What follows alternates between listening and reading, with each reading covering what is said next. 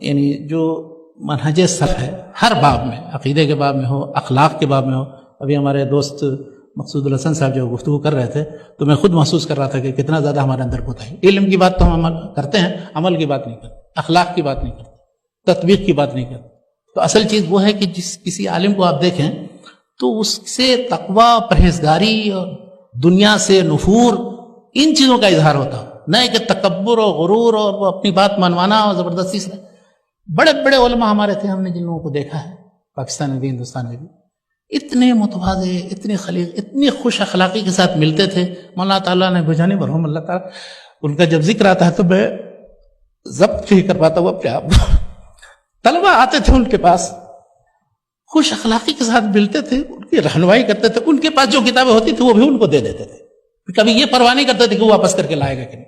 جب وہ کتاب بیچتے تھے مکتبہ سلفیہ میں تو کتاب لوگ خرید کر کے لے جاتے، ان کو دے دیتے تھے. مولانا عبدالطواب ملتانی صاحب کے بارے میں یہی ہے، آتے تھے لوگوں کو کتابیں دیتے، جب پیسہ ہوگا تو دے دینا، نہیں تو نہیں دینا، کوئی بات. تو ہمارے علماء ایسے گزرے، اور اب ہم کیا ہو گئے. اللہ تعالیٰ ہم سب لوگوں کو عمل کرنے کی توفیق دے. اور سب سے اہم چیز یہی ہے، بغیر اخلاق کے، بغیر عمل کے ہم اپنی دعوت پھیلا سکتے ہیں نہ ہم کہیں کسی جگہ سرخرو ہو سکتے ہیں. ہر جگہ ہمارے اوپر صرف انگلیاں اٹھیں گی. اللہ تعالیٰ ہم لوگوں کو نظر بد سے بچائے. آمین.